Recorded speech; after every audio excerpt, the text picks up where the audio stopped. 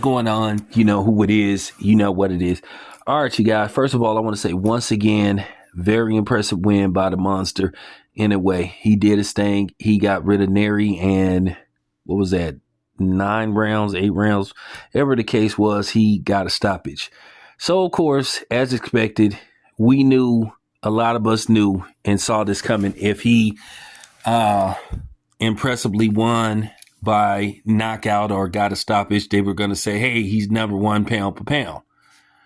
They were going to try to say move over Terence Crawford. We already know that there is a movement, and we already know that there is a plot, a subplot. I ain't gonna say a subplot, a flat out plot to remove Terence Crawford for number one pound per pound.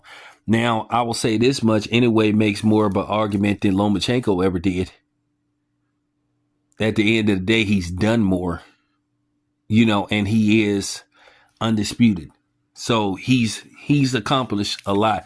But how does a victory over Luis Neri put you number one pound per pound and knocking him out? He's already been knocked out before. Now, keep in mind, this was the same arguments that a lot of people use not to say Terence Crawford was number one pound per pound or saying he hadn't fought anybody and all this kind of stuff. When you look at it, of recent, let's just face the fact, out of Inoue's last 8 fights, his most impressive wins were against, a very, I ain't gonna say seasoned, I'll just say, overcooked Nonito Donaire. Hey, shout out to Nonito Donaire, but Nonito Donaire is far past his prime. Nonito Donaire is 41. So let's just keep it a buck.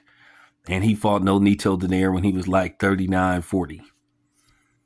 And then Steve Fulton, well, what else is new? A PBC fighter getting their ass whooped.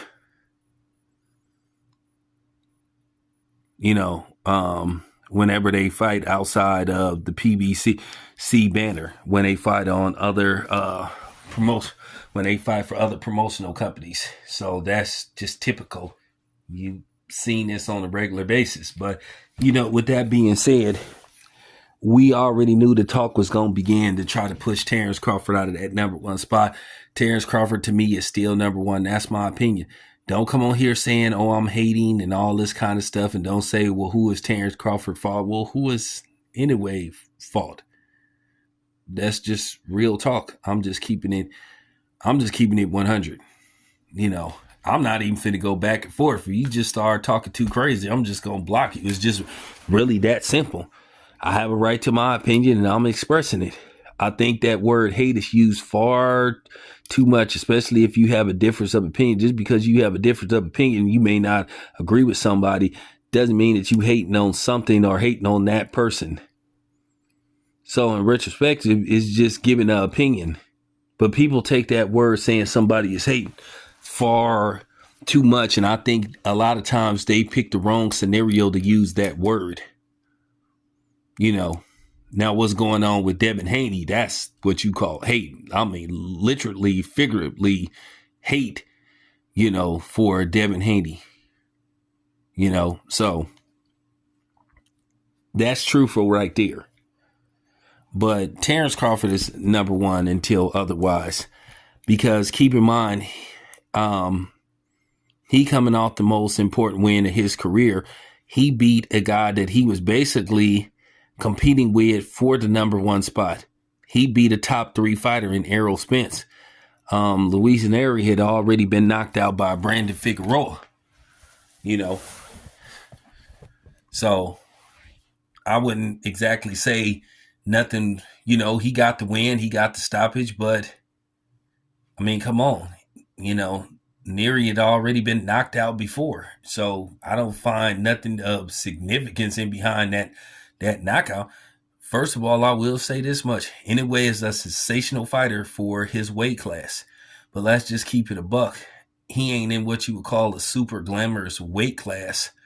I mean, he's a star. And then it's just something else that I got to put out there about Inoue, whether people like it or not.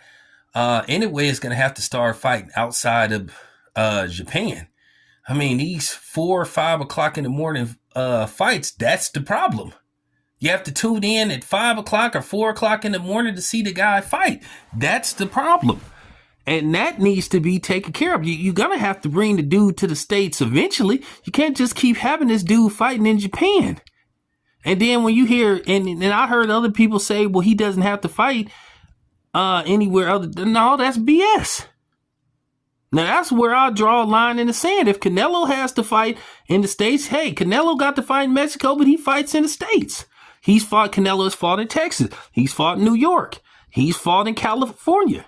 He's fought in, he fights in Vegas on a regular basis. So with that being said, no, you just can't be, just basically, stationed in Japan. You can't just have Japan as your designated home to fight. You got to fight in other spots. That's how Manny Pacquiao became a global star. He didn't become a global star fighting in the Philippines. He became a global star fighting everywhere. Once again, Texas.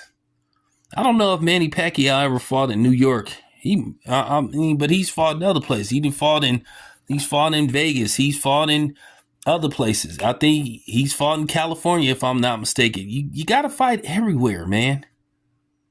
So that's all I'm saying. That's another thing why I find it difficult to anoint him number one. Because one, if he's a global star, you want to see his drawing power. You want to see, well, can he pack a house in Las Vegas? Can he pack a house in Los Angeles? Can he pack can he pack Madison Square Garden? Those are legitimate questions about him. And I just think by him being designated to just only fight in Japan, I don't think that's fair to basically him or the fans. That's just real talk. I'm not knocking the dude. I'm not attacking him. I'm just keeping it 100. Like I said before, Bud has fought in a bunch of different places. He's fought at Madison Square Garden. He's, of course, fought in Vegas. He's fought in Omaha. He's fought in different places. That's how you determine whether you are a global icon. And that's all I'm saying. The rules shouldn't have, the rules have to be obliged by everybody. Nobody should have to bend the rules just for him. Like I said, he's a sensational fighter, but I'm sorry, I got Terence Crawford number one. But anyway, it's your boy Town. I'm out.